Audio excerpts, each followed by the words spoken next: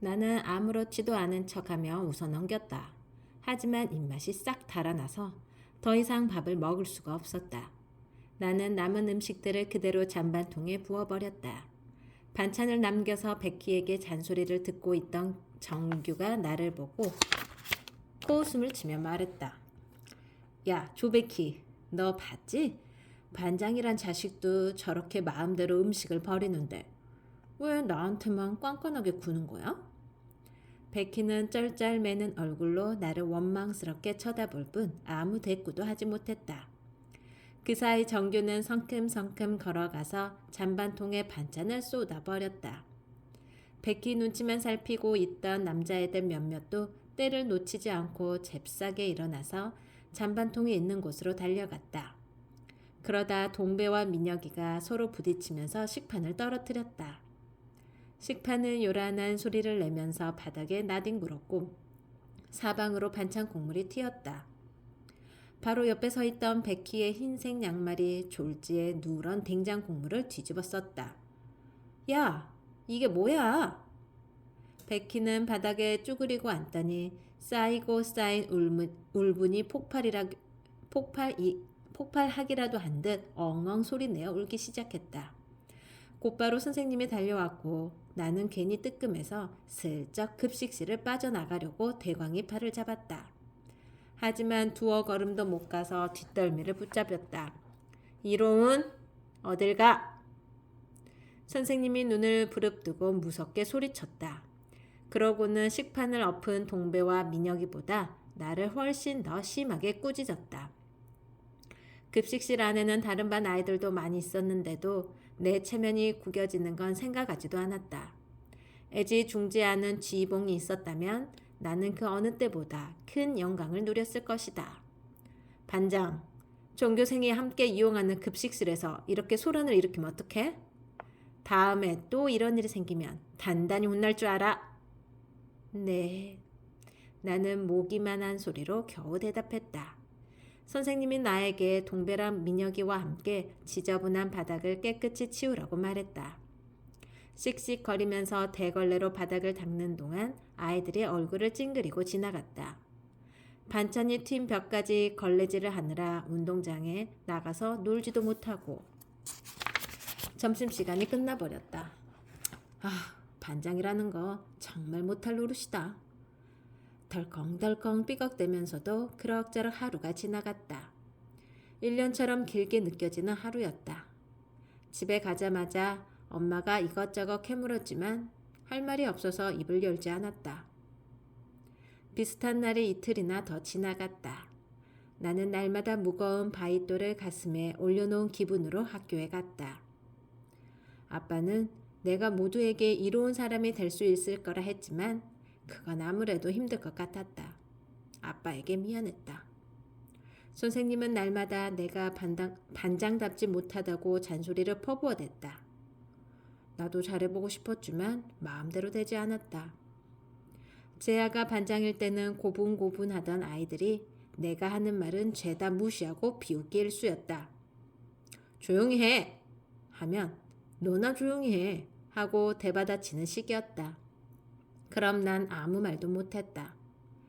1학기 때 난 훨씬 더 심했기 때문이다. 목요일 아침 독서 시간도 다른 날과 비슷하게 시작되었다. 나는 여느 때처럼 베키에게 슬쩍 일을 떠맡겨 놓고 만화책을 폈다. 교실은 시끌벅적한 장터 같았다. 너 정말 이럴 거야? 베키가 울상을 지었지만 못 들은 척했다. 베키는 마지못해 일어나서 교실 안을 돌아다니며 아이들을 조용히 시켰다. 하지만 아이들은 말을 듣지 않았다. 그때 갑자기 교실 뒷문이 드르르 열리더니 교감 선생님이 불쑥 들어왔다. 이 반은 왜 이렇게 소란스럽지? 교감 선생님은 이마를 찡그린 채 아이들을 삥 둘러보았다. 우리는 숨을 죽이고 가만히 있었다. 이 먼지 좀 봐라. 아침 독서 시간이 노는 시간인 줄 알아? 너희 반은 앞으로 내가 주의 깊게 지켜볼 거니까 조심해. 교감 선생님은 무서운 얼굴로 말하고는 다시 한번 우리를 삥 둘러보고 나갔다. 하지만 몇 분이 지나지 않아서 교실은 또 웅성대기 시작했다. 조용히 하고 있어. 교감 선생님 다시 오시면 어떻게 하려고 그래? 베키가 애원하듯이 말했지만 소용이 없었다. 여자애들은 조심하는 듯 했지만 남자애들은 조금도 달라지지 않았다. 나는 벌떡 일어나서 한마디 할까 하다가 그만두었다. 그래봐야 아무 소용도 없을 게 뻔한 걸 뭐. 이로운, 네가 반장이야? 우리 반 머슴이 되겠다고 해놓고 이렇게 멋대로 해도 돼? 1학기 때 날마다 말썽을 피워서 날 귀찮게 하더니 반장이 돼도 달라질 게 없어. 또 제하였다. 녀석이 소리치는 순간 교실은 찬물을 끼얹은 것처럼 조용해졌다. 저 자식을 그냥. 나는 주먹을 불끈 쥐고 일어났다. 반장 도우미 주제에 반장에게 대들다니. 제아는 내가 뭐라고 대꾸하기도 전에 다시 입을 열었다.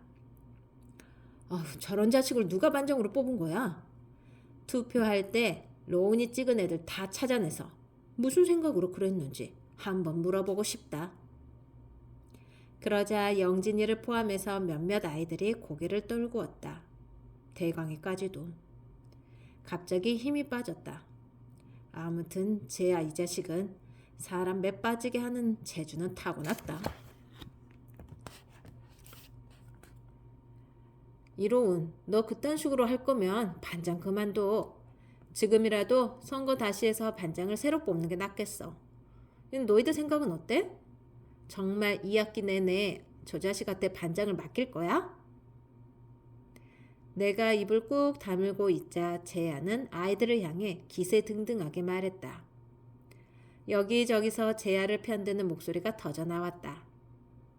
베키는 그럴 줄 알았다는 듯이 통쾌한 표정을 지었다.